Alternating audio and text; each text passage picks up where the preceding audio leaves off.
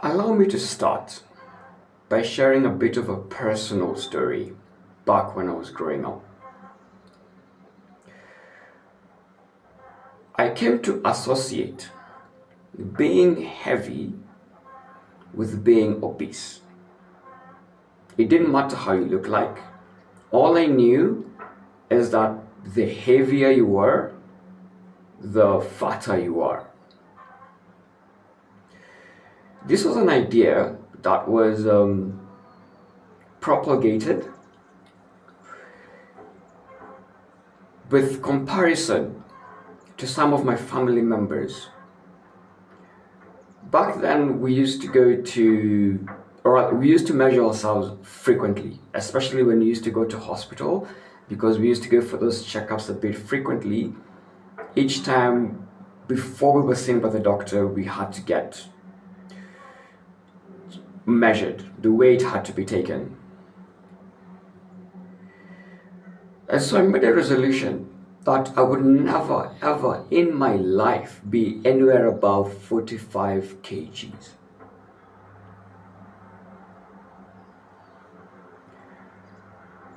For the longest time, I was 25, 26, 25, 26. And every time I went to hospital and I got measured and I was 26, 25, I was happy. My sister, on the other hand, her weight kept shooting up.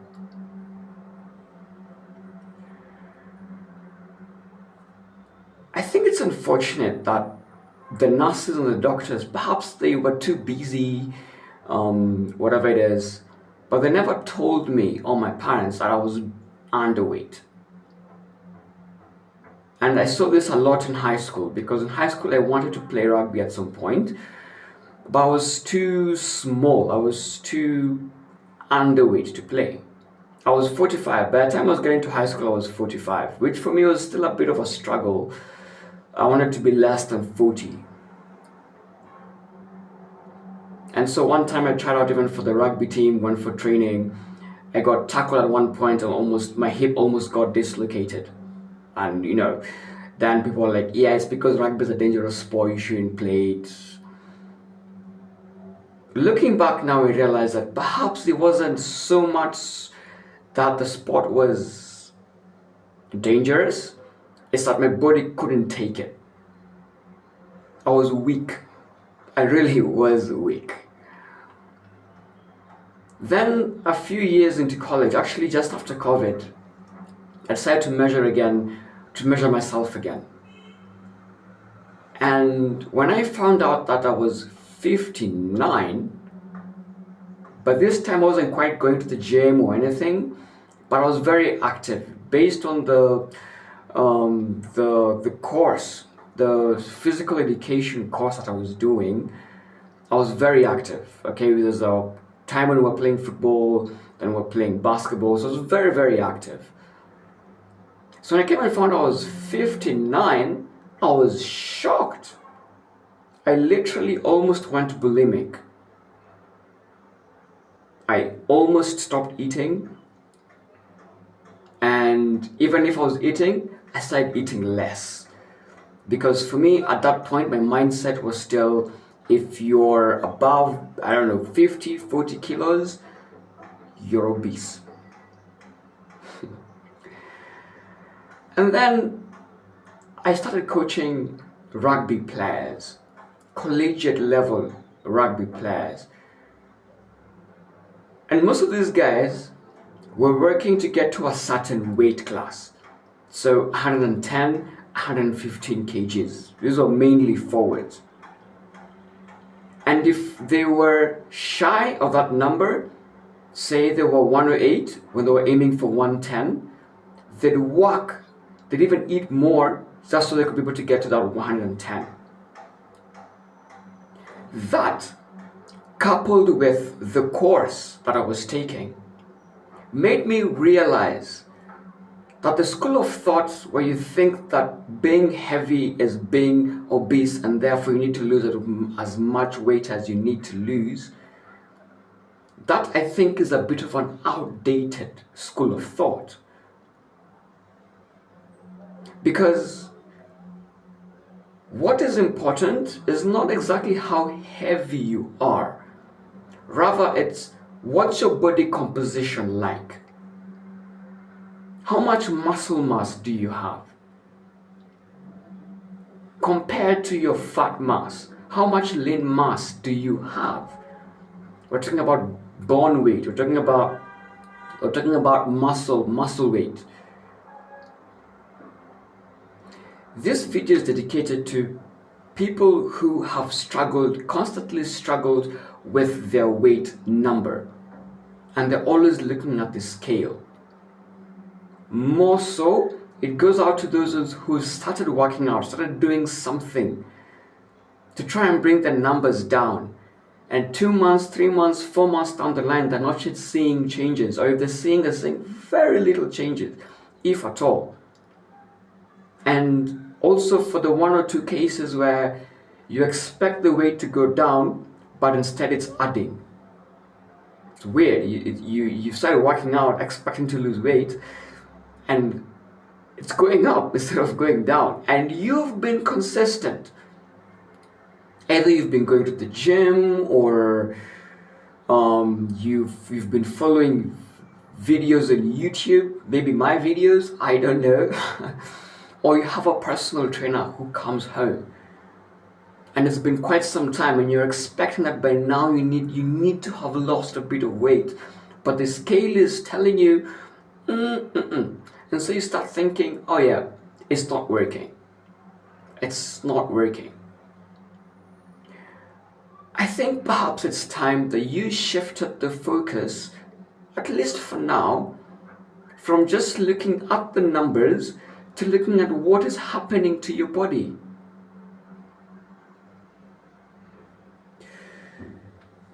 If you've been consistent and you've been doing workouts that perhaps maybe haven't been leaving you sore, but as you're doing them, they make you end up having that feeling where you feel like you've actually done something.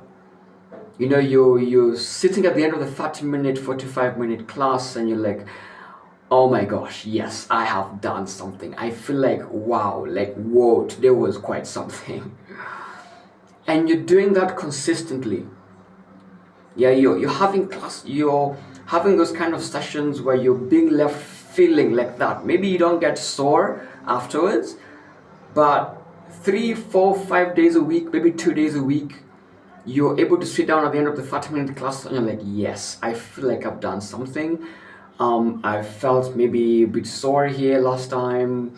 You're looking at what you're being able to do now in the class, and you realize, whoa, I couldn't hold a plank for 15 seconds. Now I'm doing it for a whole minute. But I look at the scale, and the scale is not showing that big of a difference. It means that there's something happening. Body composition, you're actually gaining muscle mass. And perhaps before you start losing your weight, before the scale starts telling you that you're losing weight, then you're either going to be stagnant for quite some time, or your weight is going to go up. And that could happen because, like me, you didn't have that much muscle to begin with. So by training yourself, your body is increasing its muscle mass, it's increasing its muscle count, its muscle size. You're strengthening yourself. And because perhaps you haven't gotten to the point where the metabolism is such that it starts burning fat, you're still gaining muscle, then that's why the scale is showing you that you're still increasing your weight. At some point, I promise you, your weight will start going down. But before that happens, let me challenge you. Instead of focusing on just the scale and what the numbers are telling you, focus on your body composition.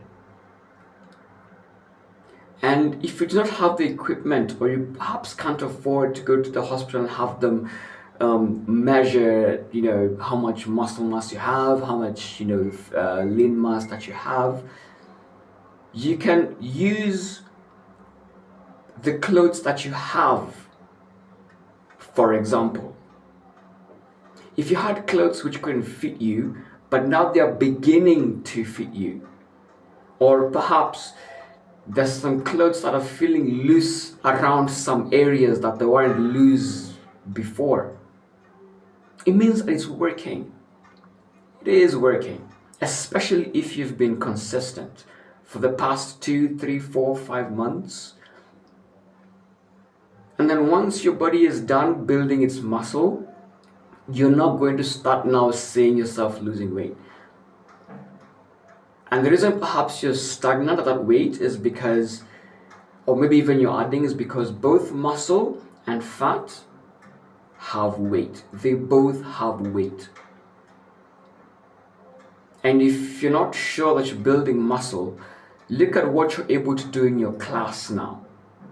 If you are barely able to do, 15 crunches, and now you're doing 30 in a full minute, it means you've been able to get some muscle somewhere, and you're actually able to keep going on and adding more and more exercises to your routine. So the purpose of this video really is to tell you, don't worry. For as long as you're consistent, for as long as you're working on yourself, that's all you need. Just keep doing it. The scale at some point will start showing you the negative numbers you're looking for. But for now, especially if you had been inactive for a long time, your body still first of all needs to develop those muscles which had not been there in the first place. Hence, as you get in those muscles, your weight is going up. And then eventually, they'll balance off, and then you will start going down.